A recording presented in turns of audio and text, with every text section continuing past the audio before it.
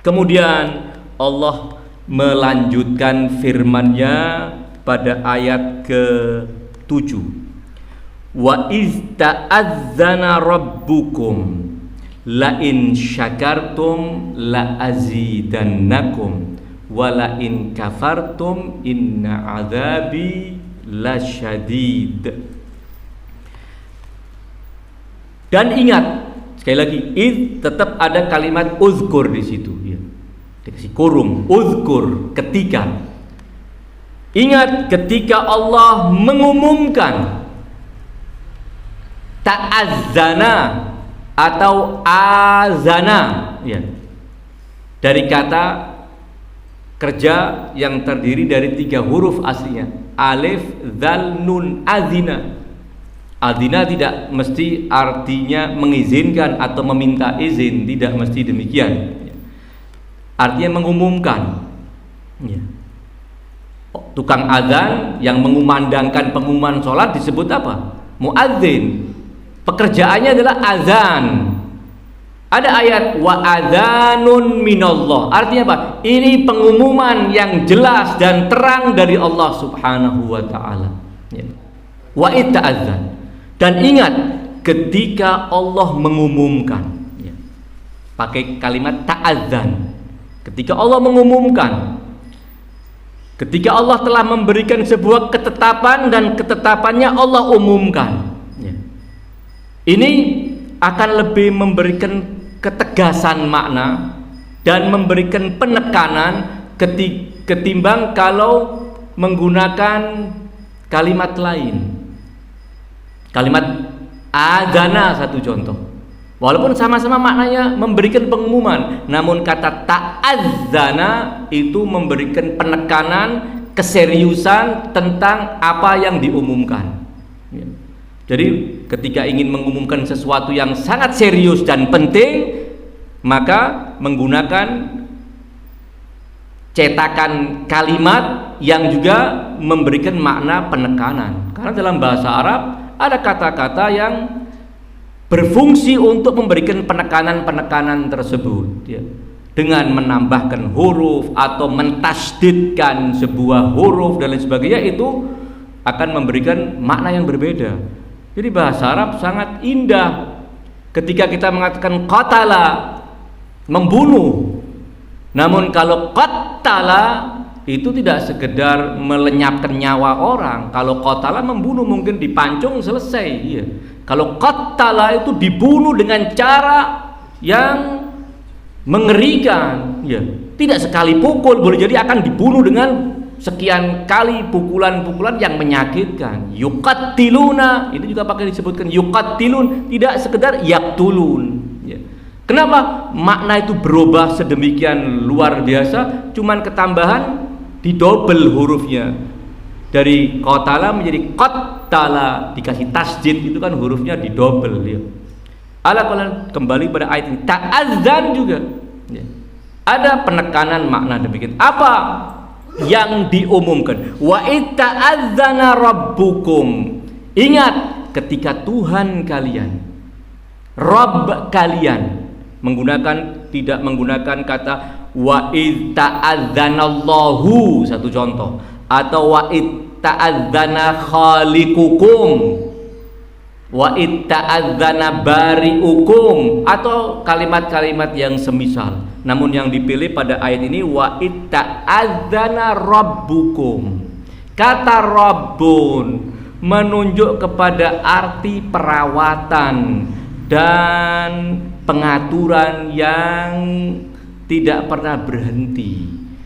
Ayat ini ingin mengatakan bahwa Allah Tuhanmu yang tidak pernah berhenti merawat kamu, yang tidak pernah berhenti mengulurkan kebaikannya untukmu, itulah Tuhan kamu itu. Sekarang memberikan pengumuman. Apa isi pengumuman itu? La in syakartum, kalau kalian bersyukur, la azidannakum, maka aku benar-benar akan menambah kalian. Ini juga ketika memberikan janji Janji itu Allah kuatkan dengan sekian banyak huruf penguat. Sekian banyak huruf penguat. Kita temukan huruf penguat pertama apa? La. Padahal seandainya tanpa la, azidu cukup sudah. Saya tambahkan, ya. Saya tambahkan dengan kata azidu artinya saya tambahkan. Saya sebelum melanjutkan cerita saja dulu. Kata Yazid yang kemudian dipakai nama orang artinya apa? Dari kata kerja zada yazidu, bertambah artinya. Yazid dia bertambah. Ya. Yazid artinya dia bertambah. Orang Arab terkadang memberikan nama anaknya karena menginginkan, seperti juga mungkin orang Jawa ketika memberikan nama anaknya ada filosofis dalam nama-nama itu kan demikian dia. Jadi memberikan nama Yazid supaya anak ini terus bertambah kebaikan-kebaikannya. Maksudnya begitu, ya. Ada orang mungkin punya anak kecil mati, punya anak kedua kecil mati, akhirnya dikasih nama Aisyah. Kenapa? Supaya hidup terus panjang umur, tidak mati-mati. Ada kalimat Aisyah artinya orang perempuan yang panjang umur, yang hidup. Ya. Ada kata Yazid. Ada cerita Al-Habib Alwi bin Tahir Al-Haddad, mufti kerajaan Johor, salah seorang alim besar dari kalangan habaib, pendiri Rabitul Alawiyah juga. Pada satu hari ada satu tamu datang ke rumah beliau, bawa anak kecil.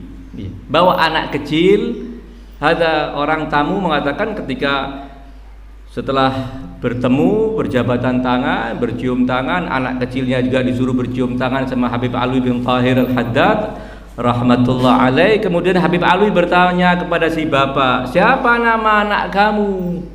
Si bapak mengatakan Yazid ya Habib, nama anak saya Yazid. Spontan Habib Alwi mengatakan yangkus wala Yazid, yangkusnya berkuranglah jangan bertambah kan. Yazid ibn Muawiyah. Habib Alwi bin Tahir langsung mengatakan yangkus wala Yazid, pakai nama yangkus saja, jangan pakai nama Yazid ya. Karena walaupun nama itu aslinya baik, namun ketika sudah dipakai untuk orang yang jahat sekelas Yazid ibn Muawiyah, maka sudah tidak layak lagi kita menggunakan nama itu. Ala kulli hal, kembali bahwa la azidannakum, kata azidu saya menambahkan, saya menambahkan untukmu aziduka, cukup mesti. Saya menambahkan untuk kalian azidukum, cukup mesti ya. Namun dalam ayat ini kita temukan ketika Allah memberikan pengumuman tentang sesuatu yang penting itu, yaitu barang siapa yang bersyukur, la in syakartum la azidannakum, diberi 3 alat pengukuhan. Dalam bahasanya para santri itu taukid namanya, alat huruf yang memberikan makna penekanan sehingga maknanya sungguh-sungguh, benar-benar ya. Yang pertama adalah huruf alif tadi, huruf lam, la azidan. Kemudian di bagian akhir ada nun, ditambahkan nun di situ. Mestinya azidu ya. Di depannya ditambahi la azidu, sudah 1 alat taukidnya ya.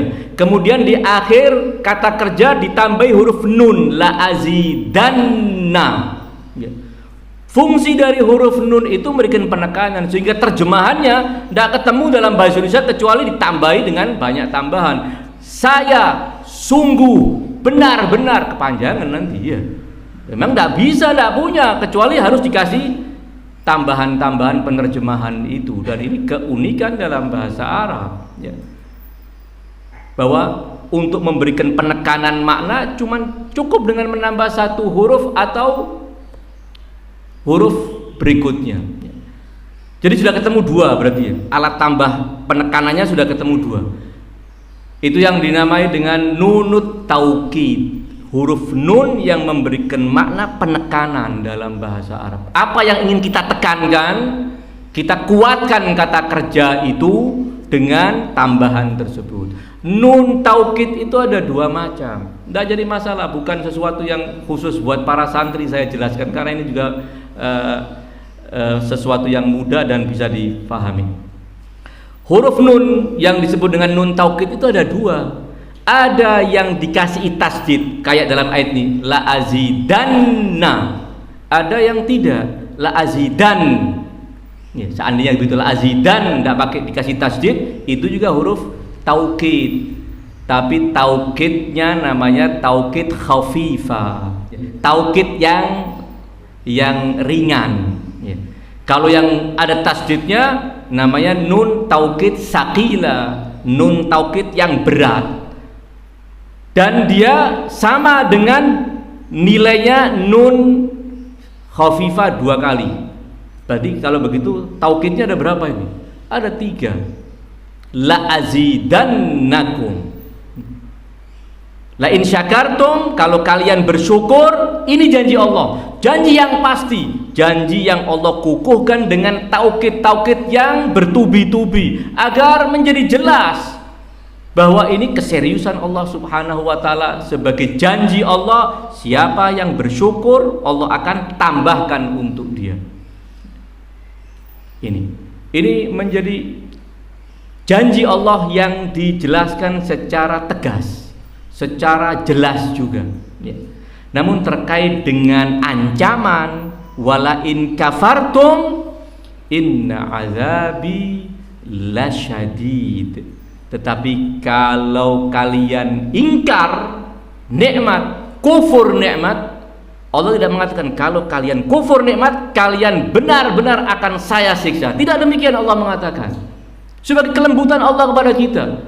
Ketika terkait dengan janji baik Allah tekankan. Namun ketika dengan ancaman Allah mengatakan kalau kalian ingkar, kufur dengan nikmat, ingat siksa saya sangat pedih. Tidak ada mengatakan kalian nanti akan saya siksa. Walaupun kenyataannya kalau dia kufur, boleh jadi Allah akan siksa dia. Untuk mengingatkan kita agar kita tidak main-main dengan nikmat Allah, agar kita tidak mengkufuri nikmat Allah, Allah perlu ingatkan kita bahwa siksa Allah itu sangat pedih.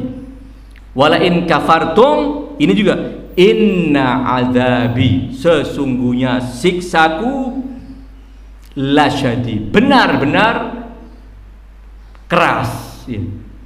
Seandainya wala in kafartum adzabi syadidun, cukup, sudah bisa, secara aturan bahasanya sudah benar.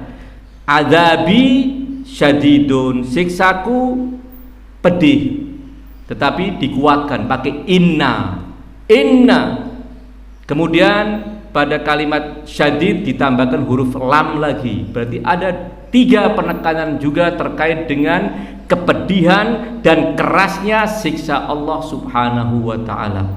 Namun yang unik dalam ayat ini adalah ketika janji untuk orang yang bersyukur, Allah menegaskan dengan terang la azidannakum. Namun terkait dengan ancaman bagi yang kufur nikmat, Allah tidak mengatakan saya akan siksa kalian, tidak. Namun Allah menjelaskan siksa saya sangat pedih loh, jangan main-main dengan siksa saya. Kurang lebihnya mungkin seperti itu. Wala in kafartum inna adzabi lasyadid. Selesai pada bagian ayat ini, ada satu yang ingin saya perjelas di sini. Kalimat wa id ta'adzana rabbukum la in syakartum la azidannakum wa la in kafartum inna adzabi lasyadid. Ini apakah lanjutan dari omongan Musa kepada Bani Israel atau bukan? Adalah firman Allah yang tidak terkait dengan kisah Musa yang menyampaikan nasihat dan peringatannya kepada Bani Israel.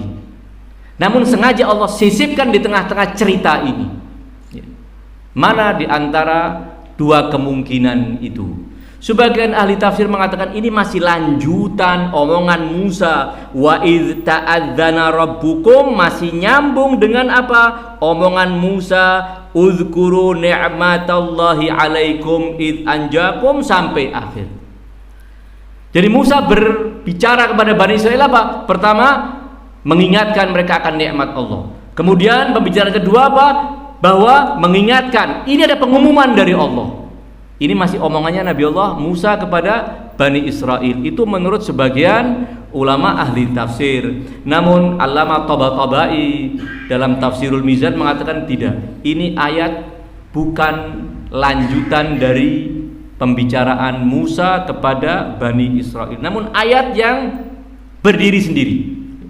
Walaupun tentu disisipkan di tengah-tengah ini ada hikmah, ada tujuan yang sangat penting untuk kita, karena Allah sedang berbicara menceritakan pembicaraan Musa kepada Bani Israel, di mana Musa mengingatkan Bani Israel akan nikmat Allah yang besar kepada mereka, dan kemudian dilanjutkan juga dengan ancaman Musa kepada Bani Israel, jangan sekali-kali kalian mengingkari nikmat-nikmat Allah yang telah Allah karuniakan kepada kalian. Di tengah-tengah itu Allah sisipkan pesan penting ini.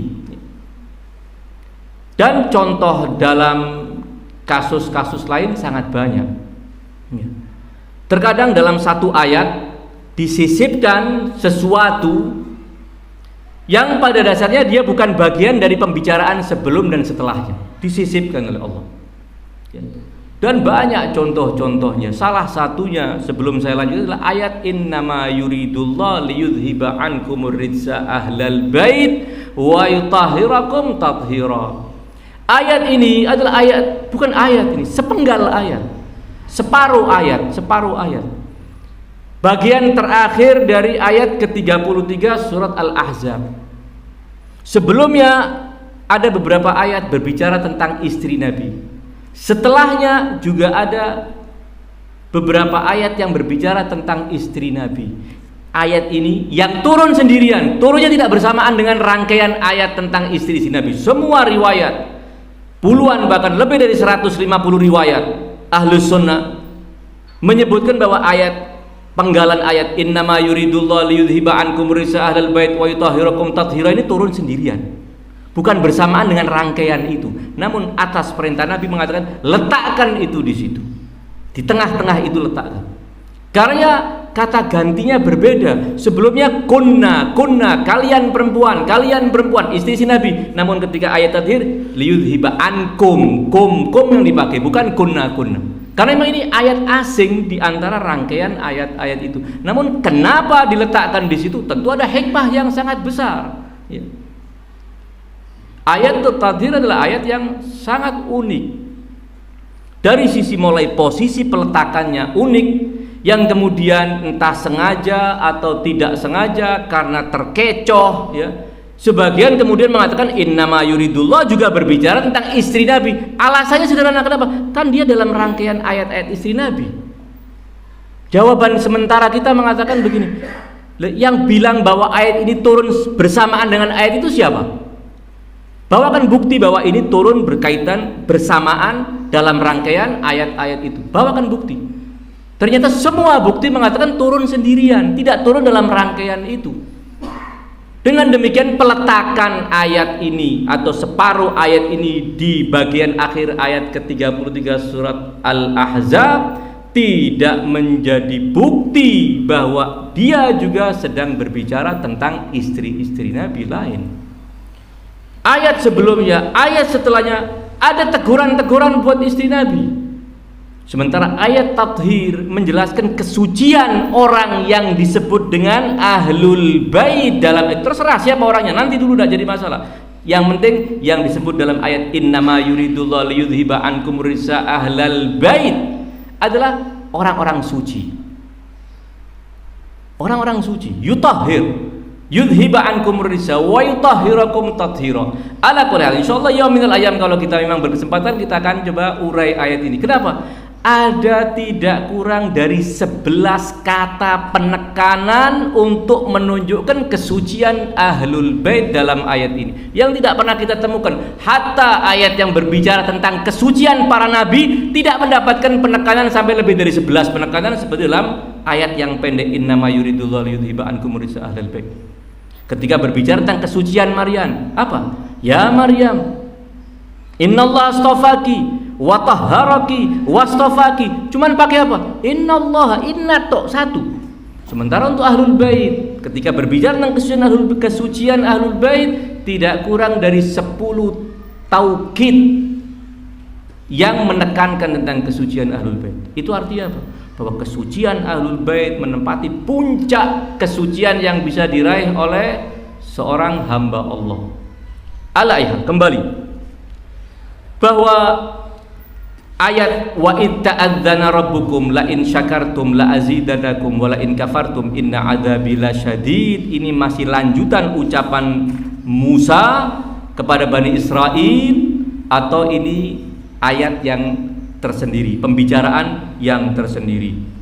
Allamah Tabatabai mengatakan bahwa ayat ini adalah kalamun mubtadaun, pembicaraan yang tersendiri, lepas dari yang sebelumnya. Dia adalah awal pembicaraan yang sengaja Allah letakkan di antara omongan Nabi Musa kepada Bani Israel. Ayat ini tentu memberi sebuah pengumuman besar. Siapa yang bersyukur, dia akan ditambah oleh Allah Subhanahu wa taala. Riwayat-riwayat yang berbicara tentang syukur saya sudah siapkan. Saya bawakan dari kitab Usulul Kafi, tulisan siapa Syekhil Kulaini, dan juga dalam tafsir Kanzud Daqaiq yang memuat riwayat-riwayat yang berbicara tentang syukur kepada Allah Subhanahu wa taala. Saya akan bacakan beberapa riwayat karena ini juga penting, bahwa syukur kepada Allah Subhanahu wa taala itu ada 3 level syukur. Syukur dengan hati. Ketika kita mendapatkan nikmat, kita sadar dan mengakui bahwa nikmat ini dari Allah Subhanahu wa taala. Walaupun tentu dengan usaha kita, boleh jadi sebagian dari nikmat itu dengan usaha kita, sebagian dari nikmat itu sama sekali kita tidak berusaha, kita mendapatkan. Ada nikmat-nikmat tertentu kita ikut juga berusaha, dan itu memang yang menjadi sunnah Allah. Kalau kamu ingin mendapatkan sesuatu, kamu juga harus bergerak. Jangan mengandalkan konsep tawakal yang keliru. Ada konsep tawakal namun difahami secara keliru. Untuk hal-hal serius kita sering mengatakan atawakkal Allah, khalas tawakkal Allah. Ya.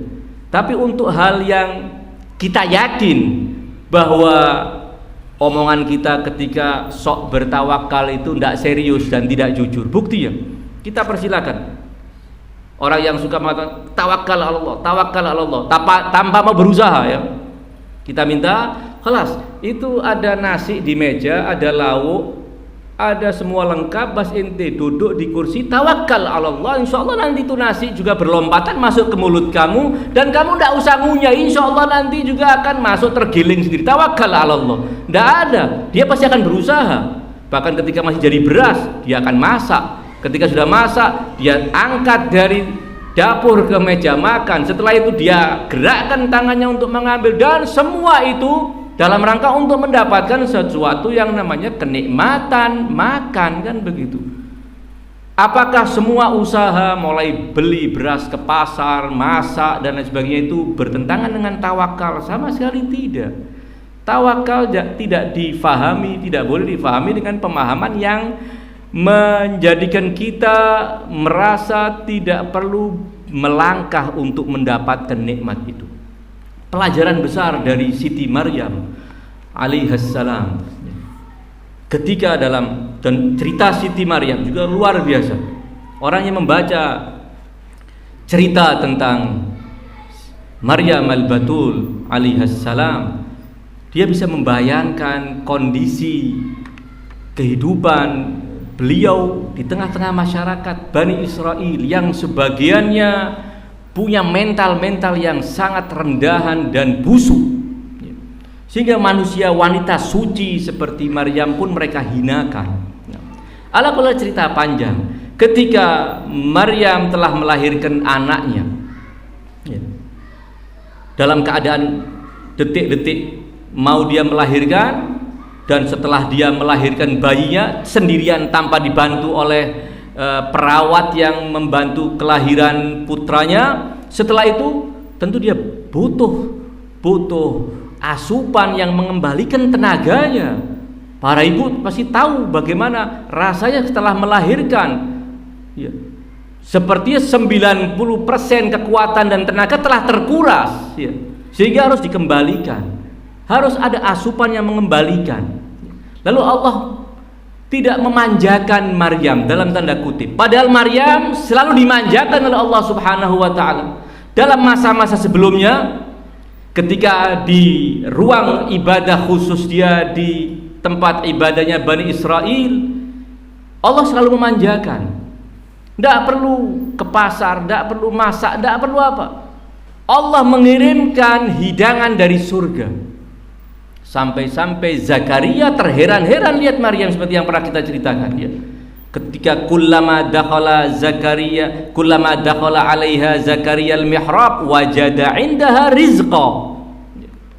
Setiap kali Zakaria masuk menemui keponakannya di mihrab tempat ibadah yang kecil itu, wajada indaha rizqa, di sana ada rizq, buah-buah yang bukan musimnya, ada semua lengkap, semua makanan yang dia butuhkan. Terheran Nabi Allah Zakaria, seorang nabi terheran-heran lihat keagungan seorang wanita yang masih belia usianya, bukan ajuz. Maryam bukan wanita tua, masih remaja, masih usia belasan tahun.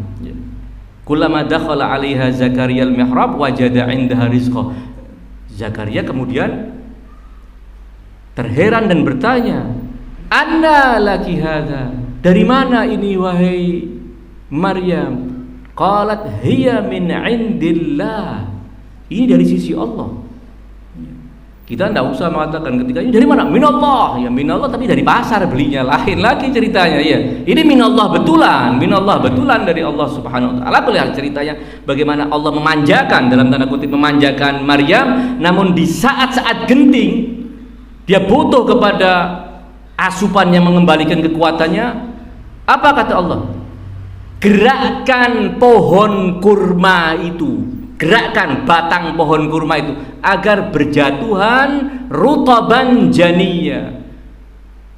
Kurma yang setengah matang itu agar berjatuhan, kamu makan dari itu untuk mengembalikan kekuatan itu. Di sini Allah tidak memanjakan Maryam, tidak mengirim seperti ketika di mihrabnya, disuruh menggerakkan. Yang digerakkan juga pohon kurma. Siapa yang bisa menggerakkan pohon kurma yang jauh lebih kokoh dari pohon kelapa?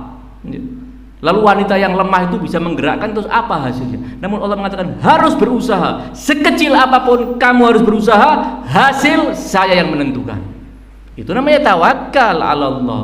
Kita bergerak, kemudian kita yakin bahwa apapun hasilnya, apa kata Allah Subhanahu wa taala.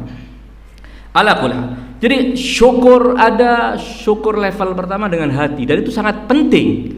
Mengakui bahwa semua nikmat dari Allah Subhanahu wa taala, baik nikmat secara langsung maupun yang kita peroleh dengan usaha kita, maupun yang kita peroleh dengan bantuan orang lain.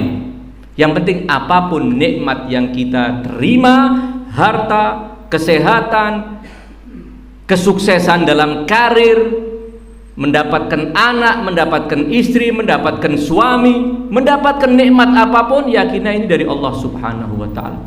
Ketika kita telah yakin bahwa nikmat itu dari Allah, berarti kita telah bersyukur kepada Allah. Walaupun belum sempat mengatakan syukron ya Allah, alhamdulillah, belum sempat mengutarakan dengan kata-kata, itu berarti kita telah bersyukur. Dan itu berarti kita juga sudah berhak mendapatkan tambahan dari Allah sesuai dengan janjinya, la in syakartum la azidannakum. Karena ini adalah puncak ketika kita menyadari nikmat ini dari Allah, itu artinya kita punya pemahaman tentang tauhid yang luar biasa.